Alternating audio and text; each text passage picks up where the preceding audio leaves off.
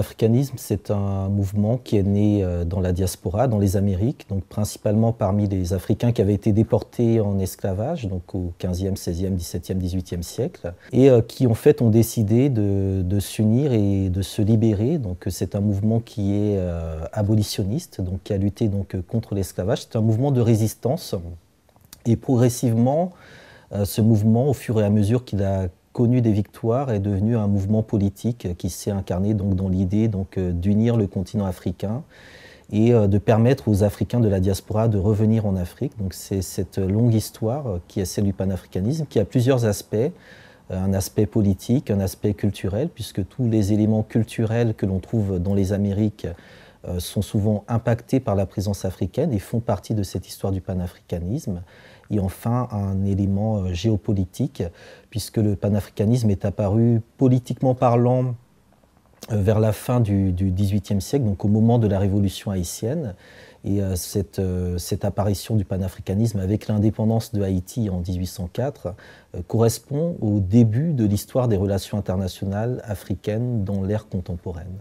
La particularité du panafricanisme, c'est qu'il est né effectivement de la période la plus dramatique de l'histoire de l'Afrique et cette période a donné naissance à un mouvement qui est extrêmement fécond dans les arts, dans la culture, dans la réflexion philosophique, dans les pratiques politiques. Et donc c'est assez paradoxal effectivement de se rendre compte que c'est du pire que sort finalement le meilleur de cette Afrique, mais il faut bien comprendre que également avant la mise en place de la traite négrière transatlantique, il existait déjà sur le continent africain des interactions, des mutations, des rencontres, des confrontations, des conflits aussi. Il y avait beaucoup de conflits à cette époque en Afrique. Et de tous ces conflits allaient nécessairement naître des formes d'unité beaucoup plus larges, comme on pouvait déjà le voir au niveau de l'Afrique de l'Ouest, où il y avait déjà des grands empires qui étaient déjà des entités quasiment panafricaines avant l'heure. Alors les premiers en fait à se faire entendre, c'était ce qu'on appelait les marrons, c'est-à-dire que c'était des esclaves ou des Africains fugitifs qui s'enfuyaient lorsqu'ils arrivaient donc, dans les Amériques et qui partaient se réfugier dans les montagnes, dans les forêts de la Jamaïque, du Brésil, et qui créaient de nouvelles communautés qu'on va appeler de manière différente donc les quilombos au Brésil, les palenqués en Colombie, les camps de marrons à la Jamaïque. Et dans ces communautés, en fait, ils recréaient des sociétés, des micro-sociétés africaines dans lesquelles ils mettaient en place des organisations politiques, des systèmes sociaux très perfectionnés. On sait par exemple que dans les sociétés marrons, notamment de la Guyane et du Brésil, le taux de mortalité infantile était inférieur à celui que l'on connaissait dans les grandes villes européennes de l'époque au XVIe, XVIIe siècle. Donc au départ, c'était ces mouvements marrons, ces mouvements de résistance, incarnés par quelques figures comme Zumbi de Palmares au Brésil, et également par la reine Nani des Marrons en Jamaïque. Et puis la véritable rupture intervient avec la révolution haïtienne, donc 1791-1804, avec la figure de Toussaint Louverture, qui va être le grand homme de cette révolution, qui va défier Napoléon, et qui sera ensuite donc, capturé et envoyé, donc, déporté en France. Et les généraux vont reprendre la lutte de Toussaint Louverture, et donc Haïti devient indépendant en 1804. Et tout au long du XIXe siècle, Haïti va être un élément central de cette histoire, parce que lorsque Haïti devient indépendant, ils abolissent en même temps l'esclavage. Et c'est la première révolution victorieuse d'esclaves dans l'histoire de l'humanité. Et Haïti va devenir un exemple pour tous les peuples noirs, notamment des États-Unis d'Amérique, qui vont voir dans cet exemple un modèle de liberté.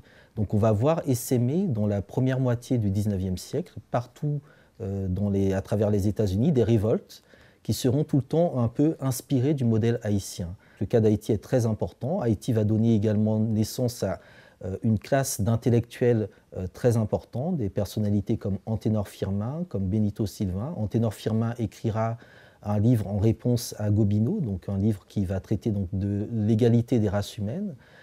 Benito Sylvain sera un journaliste qui ira rencontrer un peu plus tard l'empereur Ménélique II et qui tentera de faire une union entre l'Éthiopie qui était indépendante, le Libéria qui l'était également, mais de manière un peu plus compliquée, et Haïti, pour créer une union des États africains.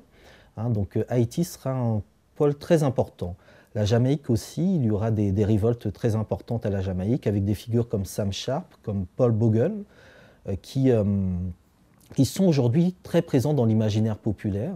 Et puis bien évidemment, quelques figures au niveau des États-Unis. On peut penser à Harriet Tubman, qui a géré le fameux chemin de fer clandestin qui a permis donc, à des milliers d'esclaves donc, de s'enfuir et de rejoindre ensuite le Canada, à Frédéric Douglass, et puis aussi à beaucoup d'autres personnes qui vont tenter donc, ce fameux retour en Afrique.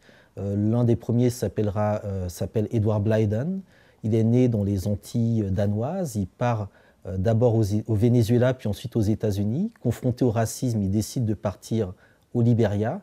Et ce sera l'un des premiers à créer au niveau du Libéria des institutions scolaires dans lesquelles donc, beaucoup d'Afro-Américains et de Caribéens vont revenir s'installer. Et puis on arrive au XXe siècle, et là on a d'autres figures encore plus importantes. Je pense notamment à Marcus Garvey, un Jamaïcain qui est né à la fin du XIXe siècle, qui va voyager dans toute l'Amérique centrale et qui, donc, dans le premier quart du XXe siècle, va créer une organisation, l'UNIA, l'Organisation universelle pour l'amélioration de la condition des Noirs, et qui va, à partir de là, lancer toute une entreprise de retour vers le continent africain. Et puis, face à Marcus Garvey, une autre figure plus intellectuelle, plus élitiste, William Du Bois, un noir américain, qui lui va être la grande figure donc, de ces fameux congrès panafricains qui seront organisés entre 1900 et 1945. Donc dans l'histoire des Amériques, dans l'histoire de la Caraïbe, on a énormément de figures, de personnalités, d'hommes, de femmes. Beaucoup de femmes ont joué un rôle très important, mais qui sont malheureusement beaucoup trop méconnues dans l'histoire, parce que cette histoire du panafricanisme, c'est un peu une contre-histoire de l'histoire donc, des Amériques. Parce que c'est une idée, un mouvement qui n'a pas de date d'expiration. Il est né à un moment bien précis, il est né dans des circonstances dramatiques, dans des circonstances violentes, de rupture entre les Africains du continent et les Africains conduits en dehors du continent. Et donc tant qu'il n'y a pas la mise en place de cette réconciliation entre l'Afrique et ses diasporas, le panafricanisme aura toujours un sens.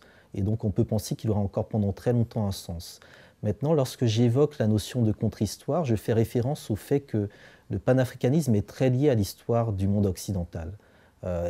C'est un mouvement qui est né effectivement dans la Caraïbe, qui est très marqué par l'influence noire américaine, et je dirais même américaine plus généralement. Et cette histoire du panafricanisme, c'est un peu la contre-histoire de l'Occident, puisque l'Occident s'est créé à partir de la manière dont l'Europe a essaimé un peu partout dans le monde. Et dans cette manière dont l'Europe a essaimé dans le monde, il y a l'histoire de la traite négrière. Et cette histoire de la traite qui devait déshumaniser les Noirs, eh bien les Noirs l'ont récupérée et en ont fait justement un outil de fierté. Et c'est ce qui explique qu'à l'intérieur du panafricanisme, on peut trouver des courants comme la négritude, comme la Harlem Renaissance, comme le mouvement Rastafari ou comme le mouvement Black Power. Donc tous ces mouvements qui en fait récupèrent les stigmates, qui essaie justement de penser les plaies de l'histoire et qui s'appuie justement sur des mémoires dynamiques pour essayer de rebondir et, je pense, de redonner la dignité aux différents peuples d'origine africaine. Il y a un projet politique qui s'est mis en place au lendemain donc, de la Seconde Guerre mondiale, qui visait donc à construire ce qu'on appelle les États-Unis d'Afrique, un projet qui était porté par le président du Ghana donc, de l'époque, Kwame Nkrumah, c'est-à-dire de mettre en place un gouvernement continentale au niveau de l'Afrique qui s'occuperait de manière collective des questions de souveraineté que sont la monnaie, la diplomatie, la défense et le développement et l'industrie, et qui ensuite donc intégrerait la diaspora dans ce vaste ensemble des États-Unis d'Afrique. Donc il y a cet aspect-là. Malheureusement, on en est encore loin parce qu'avant d'arriver à cet aspect, il faut tout le travail historique et je dirais même mémoriel. On a besoin de connaître cette histoire, on a besoin de la diffuser au maximum parce que dans cette histoire, il y a beaucoup de malentendus, il y a beaucoup de vexations, il y a beaucoup d'humiliations, il y a beaucoup de divisions, y compris entre l'Afrique et sa diaspora, beaucoup de rumeurs qui disent que les Africains auraient vendu leurs ancêtres, etc.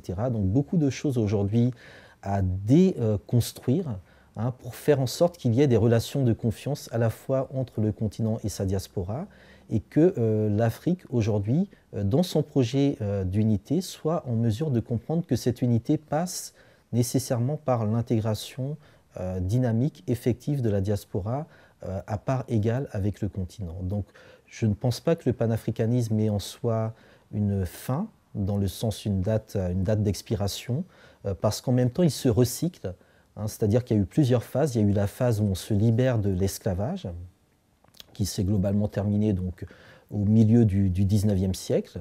Ensuite, la phase où on se bat contre le racisme, qui continue, bien évidemment. Et puis, entre-temps, d'autres phases qui ont plus ou moins abouti, celle contre le colonialisme, hein, puisque lorsque la conférence panafricaine de Londres est organisée en 1900, c'est cette conférence qui met dans le dictionnaire le terme panafricanisme. Et lors de cette conférence, les militants africains et caribéens qui sont réunis à Londres expliquent que tout le problème du XXe siècle sera celui de la ligne de couleur. Et ils mettent déjà le point sur la question de l'apartheid. Donc, pendant tout le XXe siècle, l'un des grands enjeux sera justement cette lutte contre l'apartheid qui finit de manière symbolique en Afrique du Sud en 1994. Mais on se rend compte que le XXIe siècle pose de nouveaux défis au continent africain, aux peuples africains en général, qui font partie de ce vaste ensemble qu'on appelle la mondialisation, et que par conséquent, il est nécessaire que le panafricanisme aussi soit en mesure d'apporter sa critique constructive de la mondialisation actuelle.